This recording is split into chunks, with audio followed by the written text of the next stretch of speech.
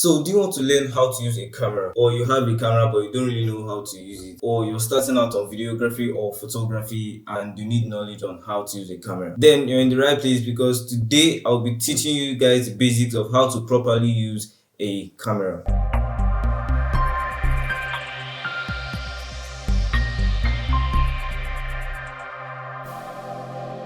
Cameras are great tools for capturing moments or memories, and they are also what is used to capture what we watch for our entertainment. So before we start talking about the camera basics, we first need to know about the different types of cameras. There are over 10 types of cameras, but I'm only going to talk about the popular and most used ones. The first type of camera is the compact digital camera, which is often called the point and shoot camera. This camera literally allows anyone to capture images by simply pointing the camera and clicking the shutter. It is the most user-friendly camera because you don't need to know anything about cameras to use them. It is very small and light, and it doesn't require any extra lenses. The second one is the most popular type of camera, which is the digital SLR cameras, often called DSLR cameras. DSLR cameras take photos to the next level of image quality. This type of cameras is known for delivering sharp and spectacular images. It produces beautiful background bokeh and even high-resolution videos with the help of advanced sensors, manual settings, and wide range of interchangeable lenses. The last one I'll be talking about is the cinema cameras. These are the cameras that are used in making the films that you see on television. They come with a small body that looks like a box, and you wonder, what can I do with it? That's why they are always rigged up when they are being used, and the camera will look very big. Okay, so that's enough for the type of camera. Now the type of camera we'll be learning to use today is the most popular type of camera, which is the DSLR camera. We have talked a little bit about DSLR when I was explaining type of cameras, but now we're going to go into the details. So DSLR means digital single lens reflex. This type of camera uses a mirror and prism system, which is a digital imaging sensor. In the reflex design, light travels through the lens and then to a mirror that alternates to send the image to a prism, which shows the image in the viewfinder on the image sensor. But you don't actually need to know all that to use a DSLR. Now I'm not going to show you stuff like how to put your camera on a tripod or attach a lens or put the card or the battery or stuff like that. If you don't know how to do that, then go and read your camera manual. So now let's go into actually using the camera. I'm going to start by showing you the different parts of a DSLR. The first part is the viewfinder. This is where you actually look at what you're doing with the camera. It's basically a small screen that is visible when you move your eye closer to it. This is used for mainly photography. Most times for video, we use what is called the LCD screen. Now LCD stands for liquid crystal display, and it does the same thing as the viewfinder, which is to look at what is being shot. For both photo and video, I prefer using the LCD screen because it is easy for me to change the settings and look at what I'm doing because it's a bigger screen, as you can see. But you can use whatever suits you. So secondly, we are going to talk about the lens. This is the most important part of your camera because without a lens, you won't be able to see anything. You just have a blind camera. A lens brings light to a fixed focal point, and it allows you to control the amount of light that is coming at your camera. Now there are various types of lenses, but that's a topic for another day. So thirdly, we are going to talk about the flash.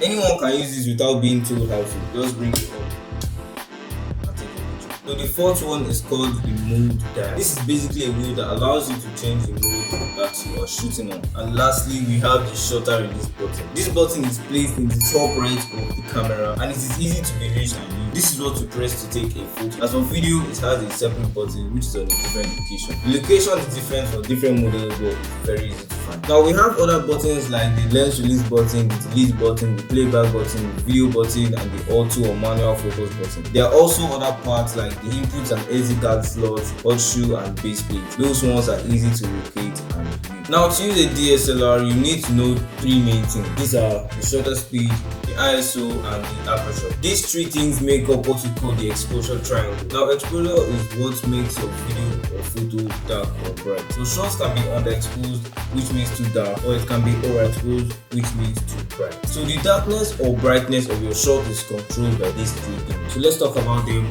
one by one. So first of all, the shutter speed. Shutter speed is simply the speed of your shutter, or let me explain more. The shutter speed is the rate of speed which the shutter of your camera closes. It is like the refresh rate of your camera. To put it in a simple and understandable way, shutter speed is defined as the length of time that the image sensor in the camera is exposed to light. In videography, the rule of shutter speed is to make your shutter double your frame rate. So if you're shooting in 24 frames per second, your shutter speed should be 1/50th of a second. But if you're shooting in 30 frames per second, your shutter speed should be 1/60th of a second. Now when your shutter speed is increased or is low, you will notice that the motion in your video or photo becomes blurry. This is because the sensor is exposed longer to light. When it is faster, everything will be very sharp because the sensor gets exposed very fast. So that's it about shutter speed. So now to the second thing, which is the ISO. Now ISO stands for International Organization of Standardization. Now I don't know who gave it that name or why they gave it that name, because its function is not related to the name at all. Now ISO is simply a control which makes your image brighter or darker. Like if you're shooting in low light, oftentimes you will increase your ISO to make it more bright. But the thing about ISO is that the more you increase it, the more grain or noise will be in your footage. So that's why it's advised to light your scene in the correct exposure so that you don't have to increase or decrease your ISO. Now when I'm shooting, I don't let my ISO pass 800, because if it passes 800, there will be noise or grain in the background which can make your shot unpleasant. So the third thing we're going to talk about is the aperture. Now the aperture refers to the opening of the lens diaphragm through which the light passes, and it is calibrated in f-stop.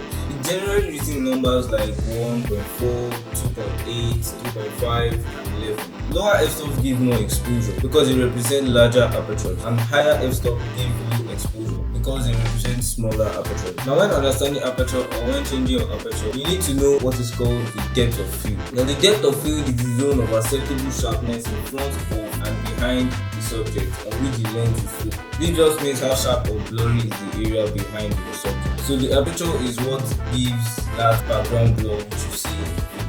So the lower the f-stop, the larger the opening of the lens, and also the blurrier the background. Meanwhile, the higher the f-stop, the smaller the opening in the lens, the greater depth of field, and the sharper the background. So how low or high your f-stop can go depends on your lens. Some lenses that can go from 1.4 lower are usually expensive because they have so much depth of field. So aperture is part of what makes the exposure, and it can also make your video more cinematic by adding that background blur behind your subject. And that's all there is for properly using a DSLR camera. So that's it for this video. Now if you want to see more videos where I talk about how to use a camera or a lens or how to edit, make sure to leave a comment below. So if you like the video, make sure to give it a thumbs up and subscribe for more videos like this, and I'll see you